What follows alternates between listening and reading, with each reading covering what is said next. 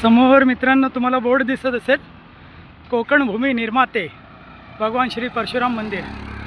मित्रांनो, चिपळूण स्टेशनहून साधारण 5 किलोमीटर आहे हे मंदिर. वाह, एकदम प्रशस्त असा हॉल आहे.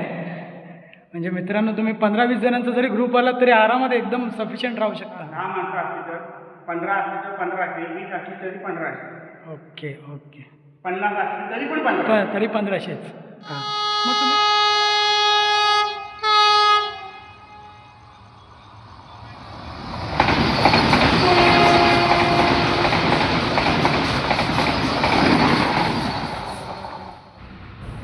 नमस्कार मित्रांनो, मी संतोष शिंदे बजेट प्रवासीच्या एका नवीन माहितीपूर्ण प्रवासात तुमचं मनापासून स्वागत करतो.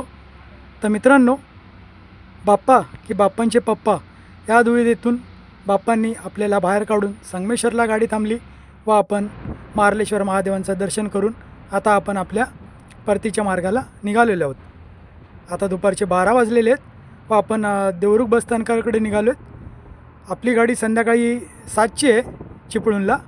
तर त्यामुळे आपण इथून आता देवरुखवरून संगमेश्वर जाऊन किंवा देवरुखवरून थेट जर आपल्याला चिपळूण खेड बस मिळाली तर आपण थेट परशुराम मंदिर जाणार आहोत. तर चला बघूया पुढे कसं काय होतं ते, त्याची सविस्तर माहिती मी तुम्हाला देतो.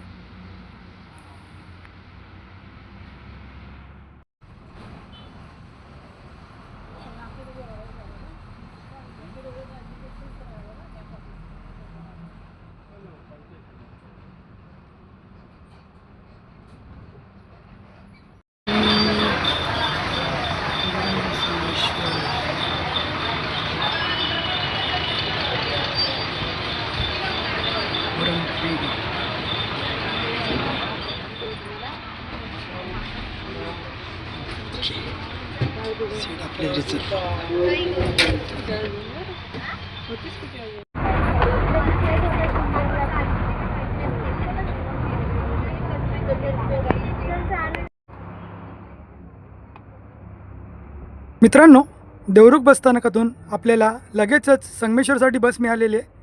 तर बोला सत्यनारायण महाराज की जय म्हणत आपण संगमेश्वरकडे रवाना होऊया. आता मित्रांनो, आपण संगमेश्वर बसस्थानक जाऊ, तेथून रेल्वे स्टेशन गाठू व संगमेश्वर रेल्वे स्थानकातून पहिला जी कुठली आपल्याला चिपळूणकडे जाणारी रेल्वे मिळेल त्याने आपण चिपळूण स्टेशन गाठून आपण परशुराम मंदिर जाऊया.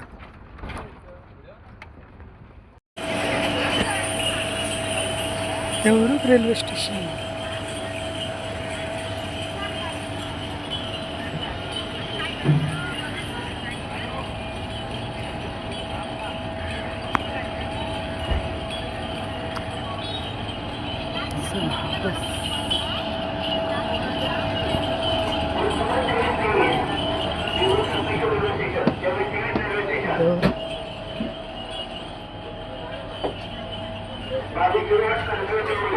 मित्रांनो, देवरुख रेल्वे स्टेशन लिहिलेलीच बस संगमेश्वर रेल्वे स्थानक जाते.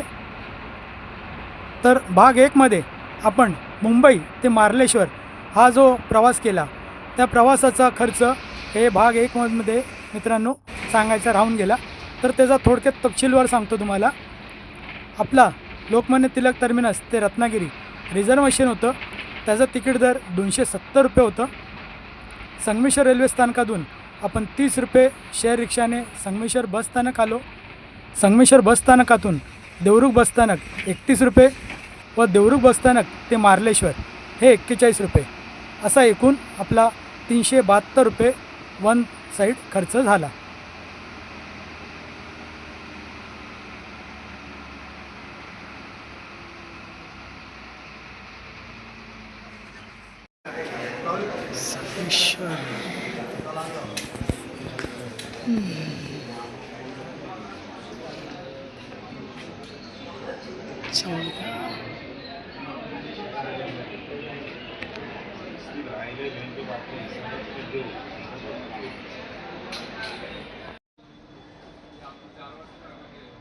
मडगाव मांडवी.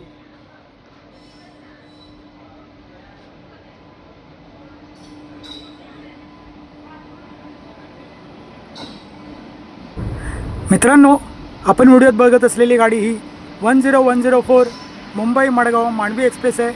हिला फूड क्वीन म्हणून देखील ओळखलं जातं, परंतु आज सुमारे 1.5 ते पावणे 2 तास उशिराने चालत आहे.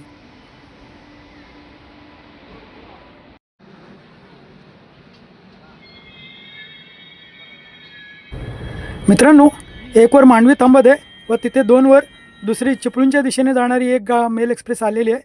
तर चला आपण तिथे जाऊन बघूया. ही मित्रांनो 02197 कोइंबतूर एक्सप्रेस आहे, जी जबलपूरकडे चाललेली आहे. ही फक्त मंगळवारी चालवण्यात येते व टुवर्ड कोइंबतूर शनिवारी.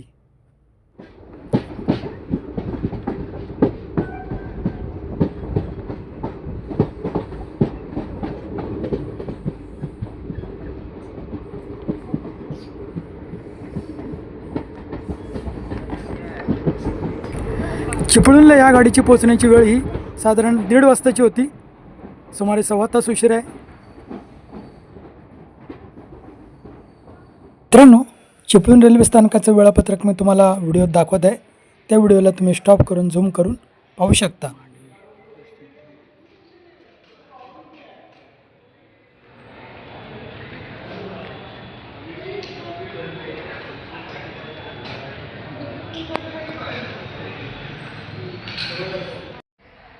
आपलं चिपळूण, आपला अभिमान. वा, छान टॅगलाईन आहे.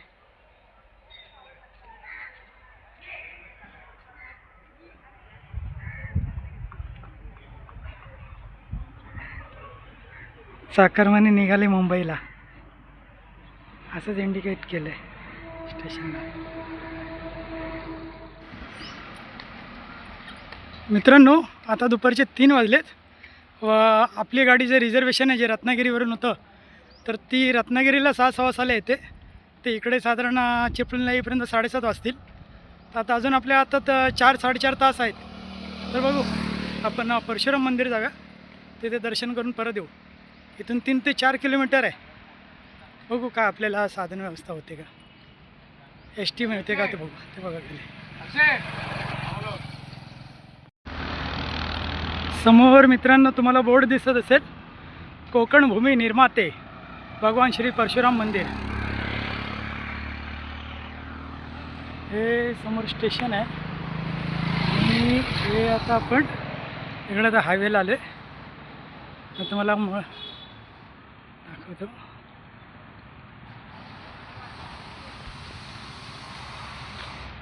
कोकण भूमी 5 किलोमीटर आहे मित्रांनो. चला बघू काय पर्याय व्यवस्था.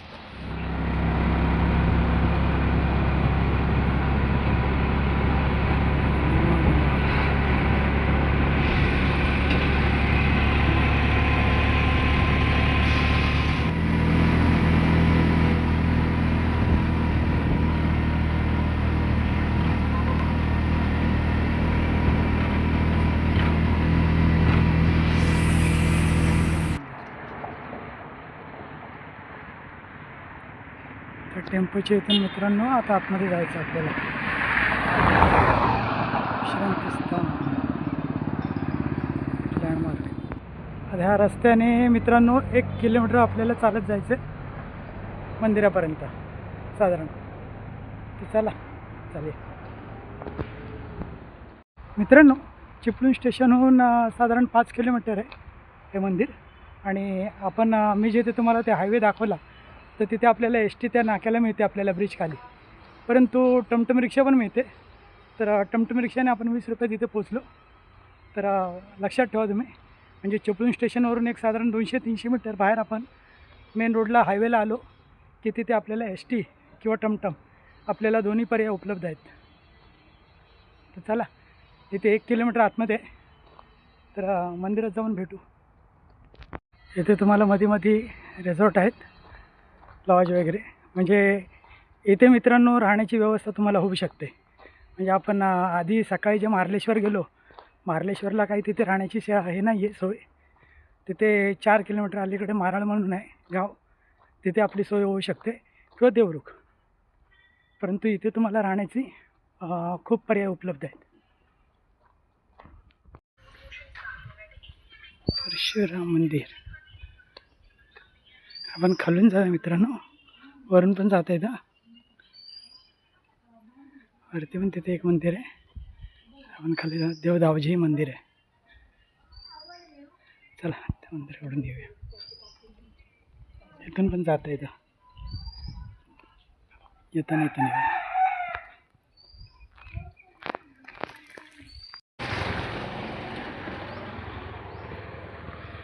परशुराम धावजी या मंदिरात आधी दर्शन करूया आपण आणि मग जाऊया आपण.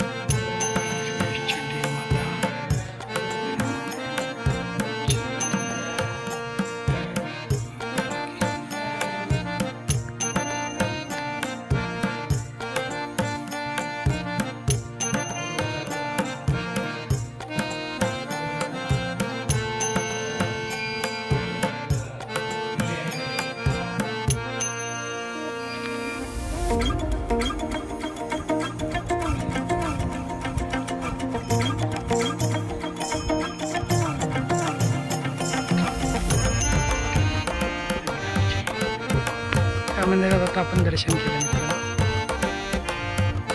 देवदावजी जाण्याचा मार्ग.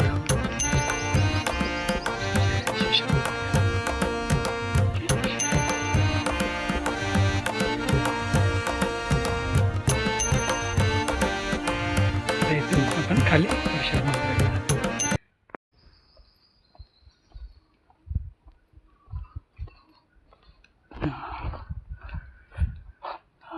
तो रस्ता मग कशी आपण आलो तो सरळ येऊ शकत होतं. असं आपण आलो पण असं आलो इथून ह्या मंदिराकडून.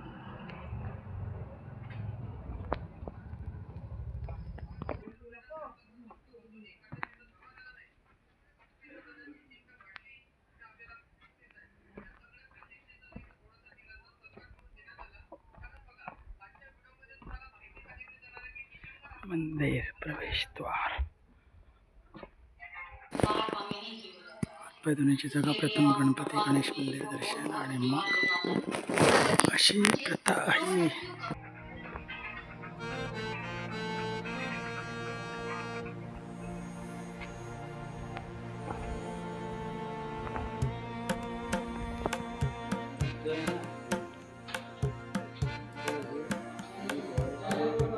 चिखला बोट येथे काढाव्यात.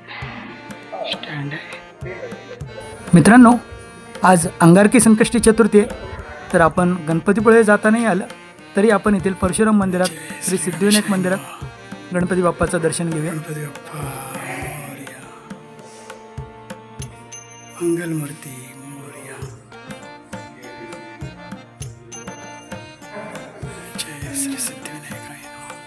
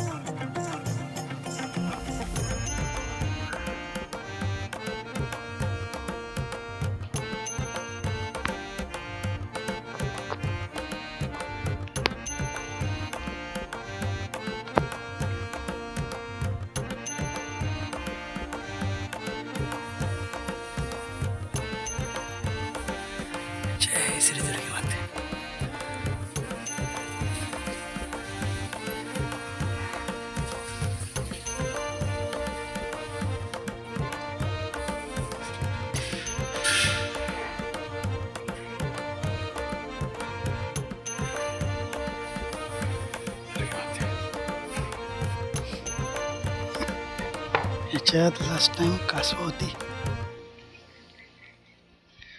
गंगा माता मंदिर, गंगे माते नमः.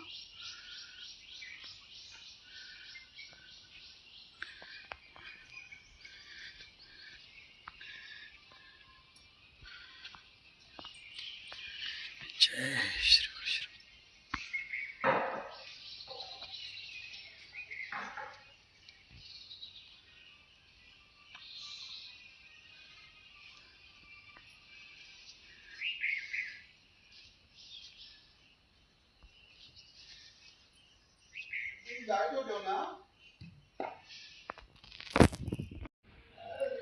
मंदिरासमोरच भक्तनिवास आहे.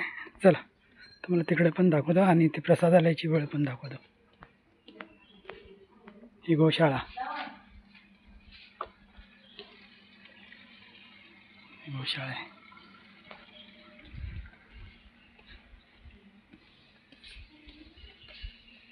इथे टॉयलेट आहे, या साईडला टॉयलेट आहे.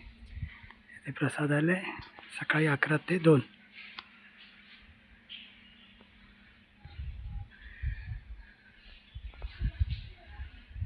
पाहू शकता ही गोशाला, आणि हे मंदिर.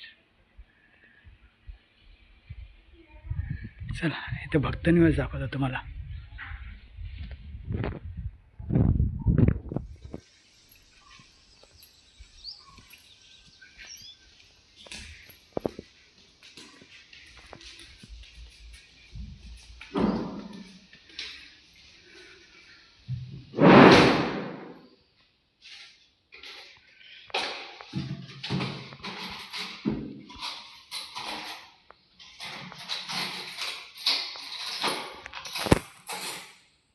तर मित्रांनो, आता आपण परशुराम मंदिर भक्तनिवास आहे तिथे आहोत.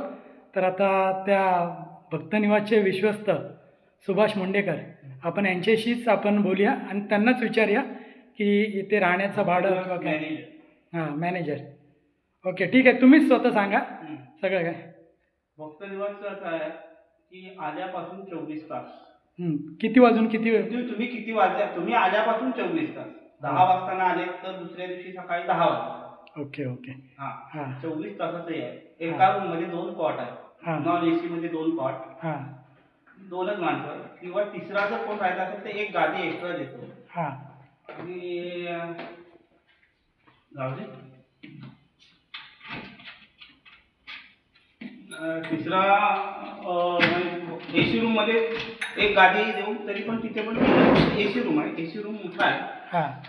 एसी रूम मोठा आहे, त्याच्यामध्ये तुम्ही एखाद्या तशी जर बघायला गेले गाद्या एक्स्ट्रा घेतल्या तर त्याच्यात 5 ते 6 माणसं एका एसी रूममध्ये. 2 एसी रूम आहेत आणि 11 नॉन एसी आहे. 11 नॉन एसी.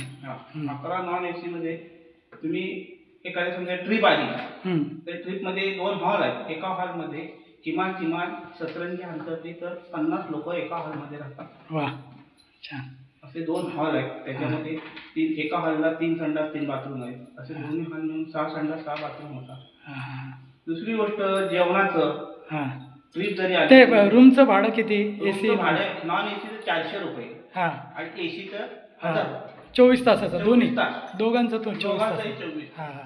दुसरी गोष्ट, जर समजा तुम्ही एखाद्या ट्रिप असेल तर ट्रिपसाठी आम्ही जेवणाचं, नाश्ता, चहा, जेवणाचं 120 रुपये आहे.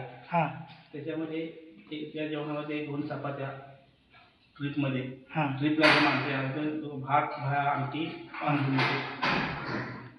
म्हणजे आगाऊ तुम्हाला जर सांगितलं फोन करून की बाबा आम्ही येतोय आणि जेवणाचं फक्त सांगायचं की आम्ही अमुक तारखेला येतोय, तर ते आमच्याकडे तुम्हाला उपलब्ध होईल. Okay okay. चला एक रूम बघूया.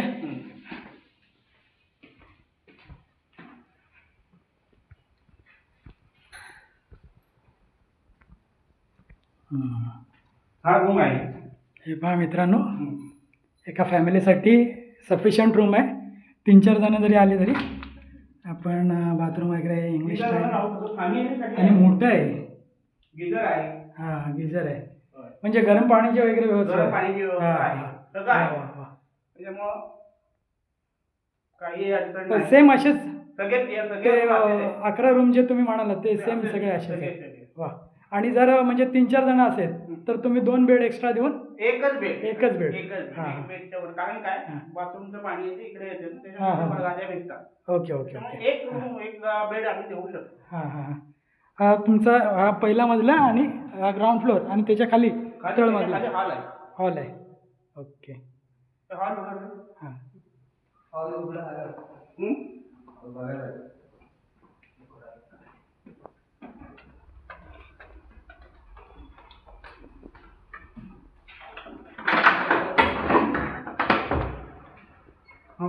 वा. एकदम प्रशस्त असा हॉल आहे. म्हणजे मित्रांनो तुम्ही 15-20 जणांचा जरी ग्रुप आला तरी आरामात एकदम सफिशियंट राहू शकता. आणि टॉयलेट पुढे आतमध्येच आहे टॉयलेट. हे बघा.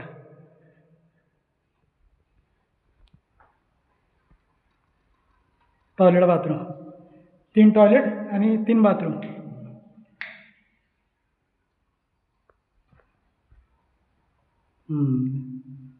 वॉश बेसिन छान.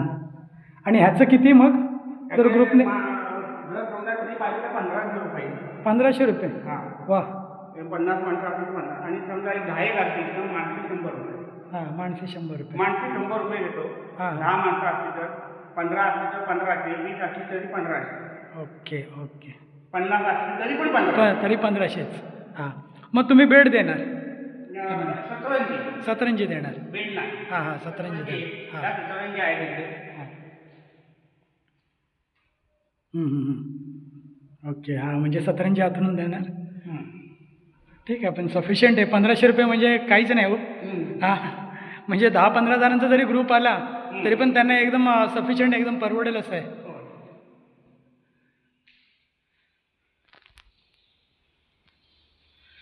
तर मित्रांनो इकडे जर तुम्ही येत असाल तर नक्की इकडे आपला सुभाष मुंडेकर ना.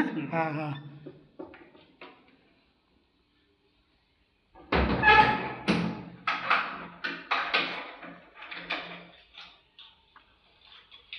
चला धन्यवाद हां माहिती दिल्याबद्दल. येताना इथून आलेलो आपण. आता जाताना सरळ जाऊया. जाताना आपण तसं गेलेलो येताना असं आलो. हा रस्ता सरळ येतो सरळ बॅक टू पॅव्हलियन.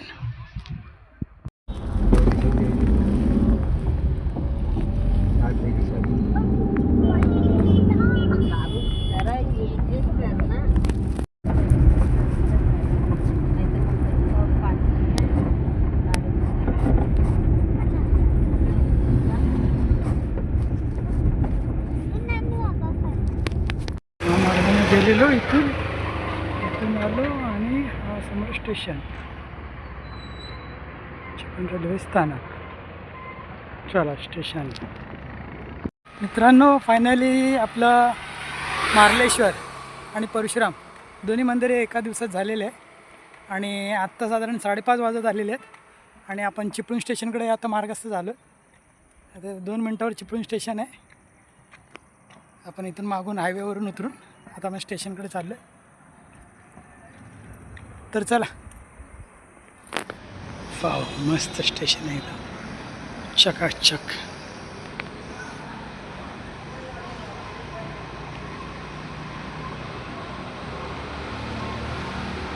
18:22. तर मित्रांनो लाईव्ह ॲपमध्ये बघितल्यावर ती आपल्या गाडीची वेळ ही रत्नागिरीला 6च्या सुमारास दाखवत होती. म्हणून मी चिपळूणला आपल्या गाडीची येण्याची वेळ ही मागासपासून 7, 7:15 असं मी बोलत होतो. परंतु ॲक्च्युअल आपल्या गाडीची चिपळूणची वेळ ही 6:22 आहे. परंतु गाडी सुमारे अर्धा 1 तास लेट आहे. बघू किती वाजेपर्यंत येते ते. प्लॅटफॉर्म नंबर 1 वर येत आहे. या गाडीमध्ये प्रवाशांनी कोणीही प्रवेश करू नये. गोवा संपर्क क्रांती एक्सप्रेस प्लॅटफॉर्म नंबर 1 वर येत आहे. या गाडीमध्ये प्रवाशांनी कोणीही प्रवेश करू नये. धन्यवाद. गोवा संपर्क क्रांती. कृपया ध्यान दीजिए, मडगांव से आने वाली लोकमान्य तिलक टर्मिनस को जाने वाली गाड़ी नंबर 2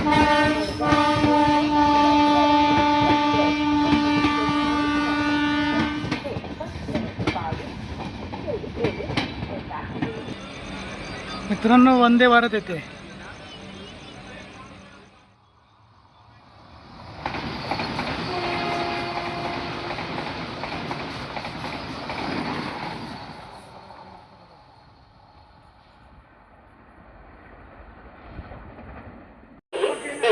शून्य शून्य मडगाव लोकमान्य टिळक टर्मिनस एक्सप्रेस. या गाडीची निर्धारित वेळ संध्याकाळी 6:22 आहे. आपल्या निर्धारित वेळेपेक्षा 1:08 उशिरा येत आहे. ही गाडी संध्याकाळी 7:30 येण्याची शक्यता आहे. आपल्याला होत असलेल्या त्रासाबद्दल आम्ही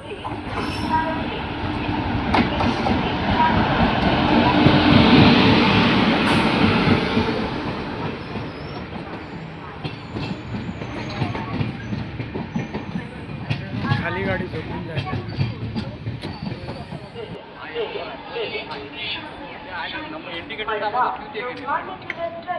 एक्सप्रेस प्लेटफॉर्म क्रमांक 1 पर है.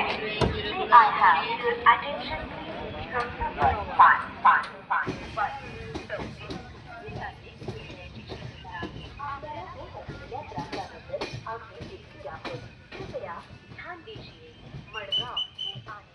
तर मित्रांनो, 1.5 तास उशिराने आपली गाडी चिपळूणहून मुंबईकडे रवाना झालेली आहे. तर या व्हिडिओला आपण इथेच थांबूया व व्हिडिओ आवडल्यास लाईक, शेअर, सबस्क्राईब नक्की करा.